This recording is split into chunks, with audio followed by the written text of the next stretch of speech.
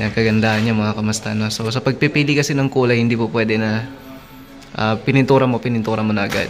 Kagaya na ito, may mga contrasting tayo.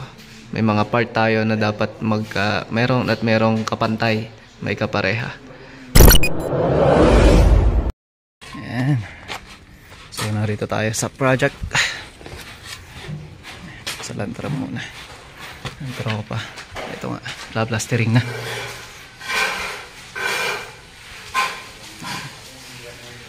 So may mga pagbabago lang dito na kailangan nating ayusin para mapahira na natin to lahat mga kamusta, no? Bali kakarating lang namin mga kamusta na kasi nag-opening na tayo sa Inco. So mapapanood nyo yan sa vlog natin mga kamusta. Ngayon abangan nyo kung kailan natin i-upload yun. Siguro ngayon, mamayang gabi o kaya sa susunod na araw mga kamusta, no? So narito tayo ngayon at bibigyan ko na rin kayo ng update dito sa ginagawa natin dito sa plastering work.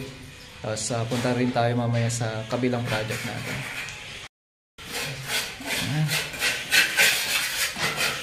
So itong bintana na to, tatanungin ko muna kay madam kung gagayahin ba natin yung nasa taas o ganyan na siya kaluwang. Kasi ito may pagbabago ito eh. Hindi pa natin alam kung gigibain to. Kasi makikipag-communicate pa ako kasi sabi ni sir, gigibain daw ata to. At wala nang CR dito kundi itong magiging common CR na lang gagamitin nila. Itong part na to. So inaantay na rin natin yung mga hamba para ma-install na natin. Kasi ito masasaraduhan pala to. Kala ko may purpose sila dito kung bakit ganito. Yun pala masasaraduhan din pala. So yan pa yung isa sa mga gagawin natin dito. So si Michael, ang batang Tagalaktawan. Ako na. Ako.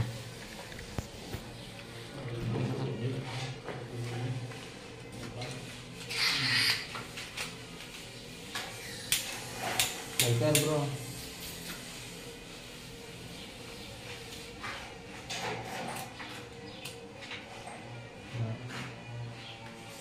Adi kan pagsaklot tayo.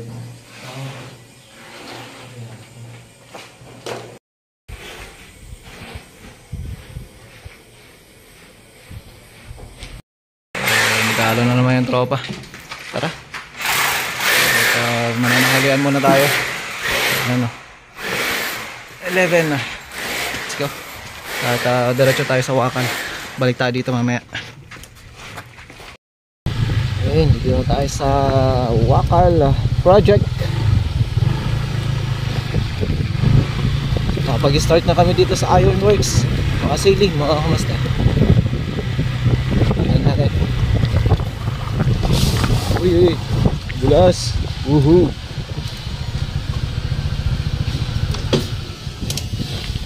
So ito medyo marami-rami talaga tong pinakuha kong metal paring kasi dito pa sa garage.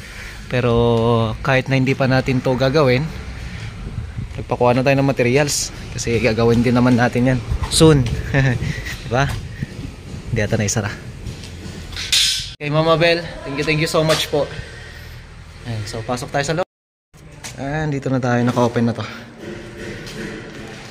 So sa painting works na ito mga kamusta, bali may coat na rin ako dito para kung sakali itong second floor muna yung unahin natin mula dito sa may top of the beam.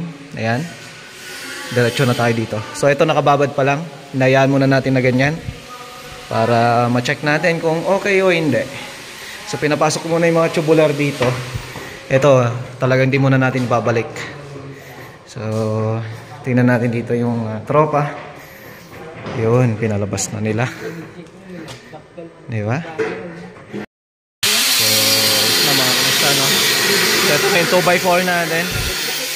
Bali, may papa-adjust lang ako sa part na yan. So, ito yung perspective natin. Yan, ito yung perspective natin na ilalagay natin dito mga kamusta.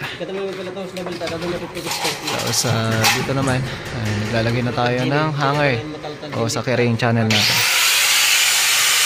Kanina, natapos na to kanina, nailagay na namin mga tubular kasi sinunod nila yung perspective. Yan, ito yung perspective kasi. Ngayon may kailangan tayong baguhin kasi magkaiba yung sa sukat at saka sa perspective. Kaya pinabaklas ko uli. Pero okay lang. Ganyan talaga. Kasi ang sinunod ng tropa yung perspective. Kasi yun yung nandito sa may plano. Pero magkaiba kasi yung sa sukat. Ayan o. Kaya konting ayos na lang. Kaya makikita nyo, may nakalubog tong part na to. So ngayon, pinabaklas ko muna. Sa bagay naka-spot lang naman. Kasi gano'n naman talaga pag nag-layout tayo, naka-spot pa lang.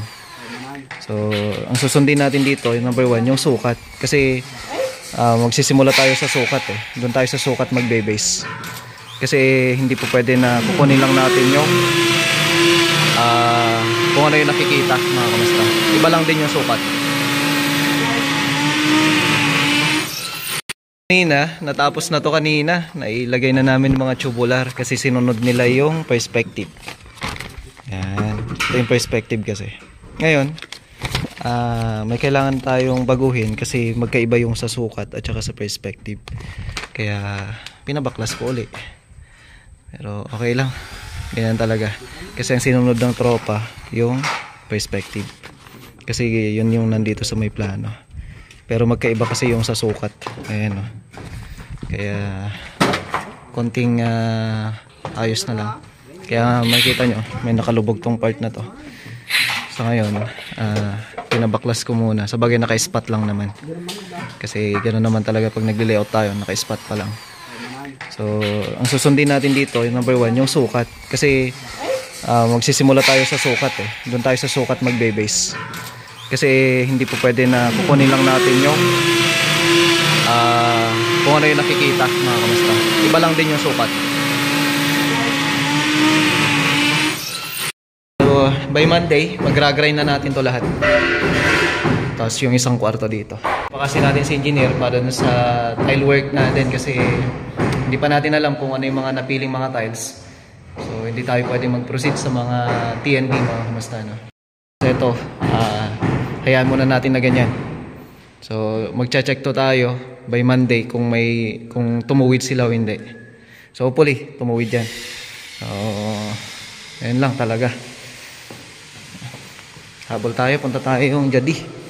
At hindi kasi uwi yung tropa doon. Kaya maghahatid tayo ng pagkain nila.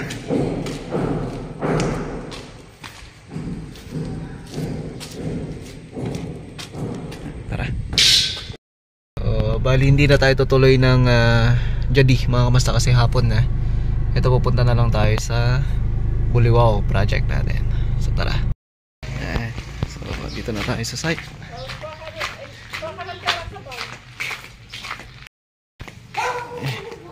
Dito na tayo. Ayan. Okay. Konting retouch na lang, mga kamusta, no? So ito na. So nung pinalabas natin sa reels to, sabi ko nga doon may mga retouch pa tayo.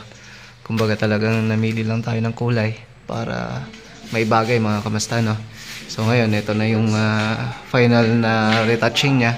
So mamaya malilihan na to, then mafi-finish na. So tingnan natin dito sa part na to. Di ba? Buhay na buhay na. Yan ang kagandahan niya, mga kamusta, no? So sa pagpipili kasi ng kulay, hindi po pwede na pinintura mo na agad. Kagaya na ito, may mga contrasting tayo. May mga part tayo na dapat merong kapantay, may kapareha. Gaya na ito. Itong smoke gray na to, meron tayo smoke gray dito. Itong drop niya na to. Tapos itong black na to, dito rin siya sa black na to. Pero ito wala nang ilaw to, mga kamusta, no? So may program tayo dyan kung sakali para dito sa may TV console niya. Pero soon pa yun. Tingnan nyo. Ang itsura niya. Diba? Tapos dito naman, nag-start na tayo sa trabaho dito sa loob. Kung saan, ito na siya. Bali, naglalagay na rin kami ng mga bakal. Kasi ito, lalatagan na natin to para sa flooring niya. Sa taas. Tapos, ito, kikisamahin din natin to. So, lalagyan din natin to ng cove, mga kamusta, no? So, bali, ito mas mataas na yung cove na ito. Hindi na natin kukunin yung level na itong palitada kasi masyado na mataas. So, didiskartehan na lang natin kung paano. Para itong kwarto hindi gaano namang mababa. So, yan yung check natin. So, ito nagawan natin ng paraan eh.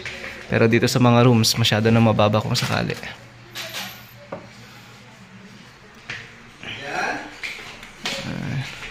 Okay. So, mamaya, lihan na lang to. Then, final color na. O kaya final coating na tayo. Ayan, so abangan nyo to mga kamusta, no? Pinuntahan lang natin to at ito magpa-final na nga sila para makapag-proceed na tayo doon sa mga rooms. Although nakapag-proceed na tayo doon, syempre may mga gagawin na tayo doon dito. Magli-clearing na tayo dito para magamit na nila. So ayos na. Center light na lang, tapos tong wall mga kamusta, no? Kasi tong wall, ito magbibigay pa lang tayo ng proposal dito kasi hinihingi ni Madam at saka ni Sai kung magkano magiging presyo ng para doon sa may pagpipintura dito sa wall. So, itong TV console na to, meron din tayong proposal dyan kung saan para mas maging maganda mga kamusta at saka kaaya-aya. So, papalabasin natin yung classic type kasi may mga tubular na dyan. So, yung tubular na yan, bubuhayin natin yung part na yan kung sakali. Diba? Ayan, so pakabangan nyo to mga kamusta. Ayan mga kamusta, no, hanggang dito na lang yung video natin. Maraming salamat po muli sa inyong suporta mga kamusta. Ayan, mag-ingat po kayo lahat. God bless everyone. Bye!